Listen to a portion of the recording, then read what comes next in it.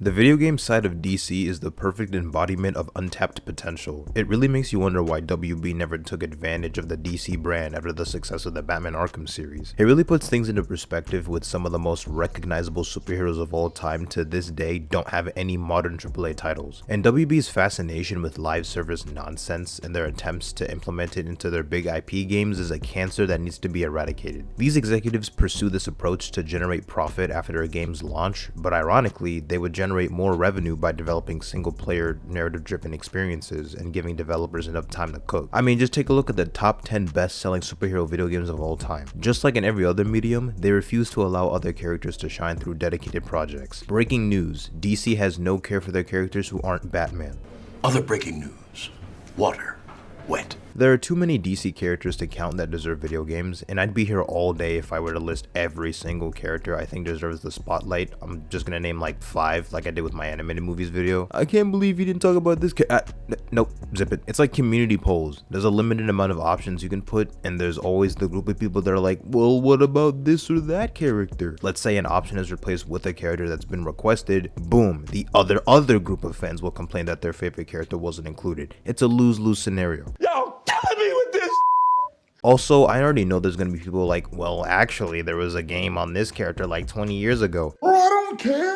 I'm not talking about that, Crody. I'm talking about heroes that haven't had AAA titles in the modern era, like give or take in the past decade. Not too long after he was announced to be the co-CEO of DC Studios alongside Peter Safran, James Gunn confirmed that there were plans to have a couple of video games in development that will take place in his DCU. It goes back to how DCU projects, whether in animation or live action, will have actors play the same roles, whether for voice work or on-screen performances. So if they were to make a hypothetical Superman game in the DCU, the voices for Superman and Lois Lane would be done by David Cornsweet and Rachel Brosnahan. Now, this doesn't mean every single upcoming DC title is going to be connected to the DCU in some way. There will still be plenty of future projects that are standalone and won't be forced to connect to a certain continuity, as that would severely hinder the development process. It's not going to be required for these studios to make sure their games fit in the DCU canon. From my perspective, I think it's best for potential video games centered on DC's heavy hitters to be separate, as this allows the creatives to draw more from the source material and create faithful love letter adaptations similar to what the Arkham series did for Batman. I think slightly lesser known characters might fit best in the DCU canon, but even then, issues could arise if not executed correctly. Both the narrative and the gameplay would need careful attention to ensure consistency and not break any established lore. This isn't ordered in importance in any way, but the first character I want to talk about that deserves a modern AAA title is Green Lantern. Green Lantern is one of those characters that could work better in a video game than most other heroes when you really think about it. There's so much variety that comes with a potential Green Lantern core game. The combat, the enemy variety, exploration of other planets or even different sectors, the playable roster, customization, boss fights, the whole 9 yards. I could see them going in a more RPG route, kind of like what they did with Hogwarts Legacy, where you make your own custom Lantern character, and as you progress, you unlock different abilities to manifest higher level constructs. Or RPG elements similar to Gotham Knights, but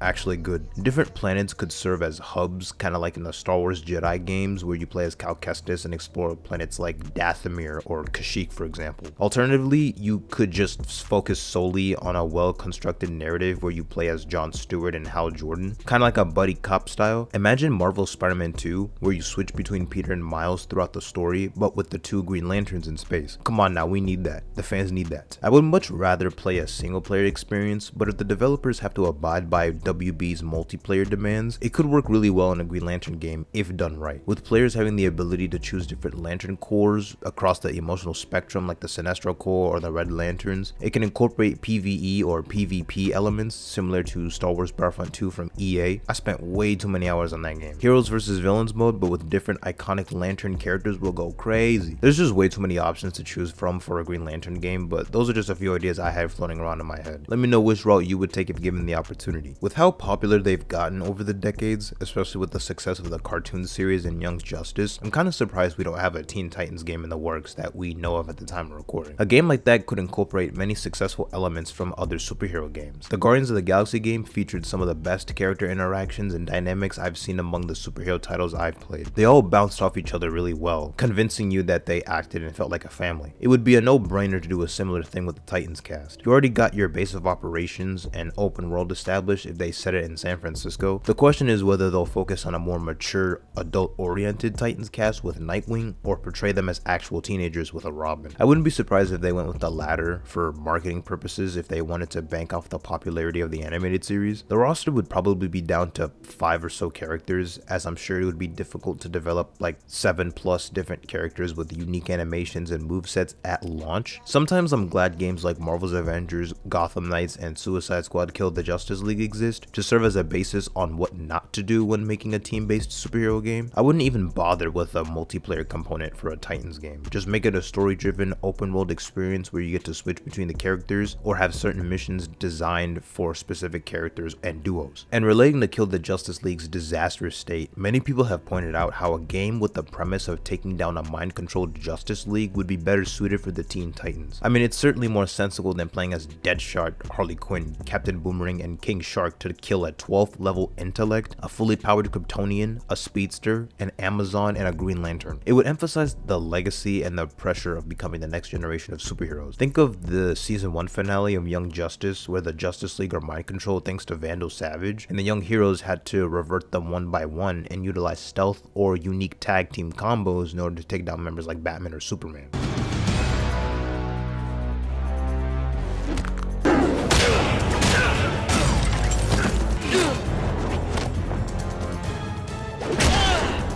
We're not gonna beat him one-on-one! Plan B then! Do it!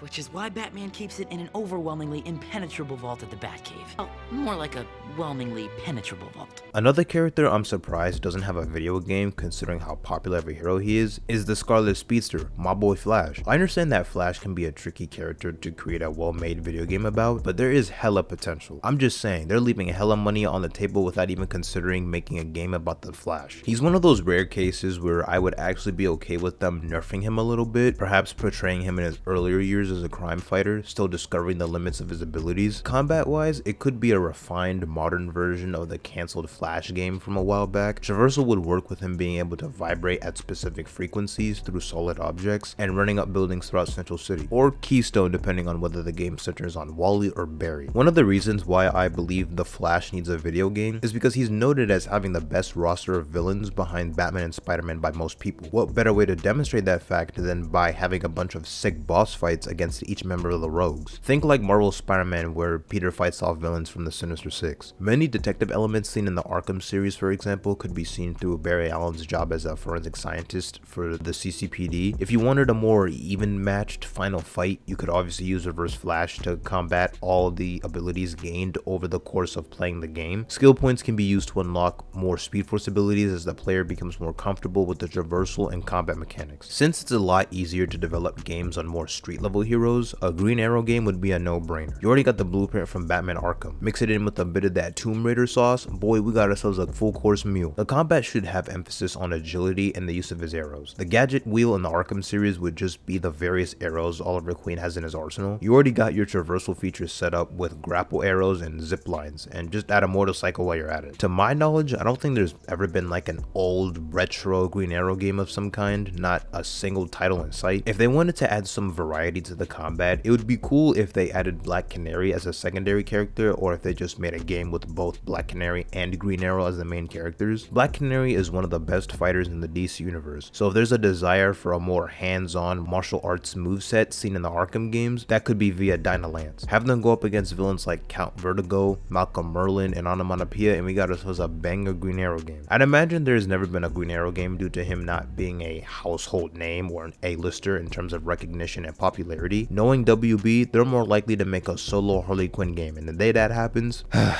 don't even know what I'm gonna do, man. I'll probably crash out. You know, for this last entry, there's this one guy that I think is long overdue for a video game. He's a bit more of an obscure character, not that well known, but he's had some projects here and there. DC, I don't know if you care enough about him, but he goes by a few names. More notably Superman, Clark Kent, Kal-El. He is without a doubt the most requested DC character to have their own video game in modern times, and for good reason. Despite literally being the face of superheroes, Superman is the only member of the Trinity without a modern AAA game in development that we know of, because we know Monolith's working on a Wonder Woman game. If I were WB or DC Studios, I would make greenlighting a AAA Superman game a top priority. The biggest reason everybody and their mother says it's too hard to make a Superman game, or why it's impossible to make a good Superman game, is due to how overpowered he is with his vast roster of abilities. Therefore, it isn't realistic to make a compelling game with most of his abilities intact. A bullshit? A bullshit? A bullshit. Bullshit. Now yes, it is a lot harder to make a Superman game compared to someone like Batman or Green Arrow, but saying you can only make a game where Superman is severely nerfed I feel is kind of disingenuous. Non-comic readers need to realize that his rogues gallery has consistently given him a hard time, despite how powerful Superman is. It would make for pretty engaging and cinematic boss fights if we were to go up against the likes of Metallo, who has a Kryptonite heart, Mongol, Livewire, Silver Banshee, have Toyman work alongside Lex Luthor to create Kryptonite powered weaponry, Bizarro, General Zod, Parasite. The enemy variety can be made to actually make it somewhat of a challenge for Superman. Have Intergang supply weapons for certain thugs where they use technology and weapons from Apocalypse. You could also include parademons or Brainiac probes, prisoners from the Phantom Zone. There are already video games centered on characters with insane power levels and immortality like Kratos in God of War, who's had some ridiculous feats of strength. Yet you, as the player, can be killed by much lesser than enemy types. I remember for the longest time people thought Rocksteady was working on a Superman game. Well, we all know how that turned out. You wanted a Superman game?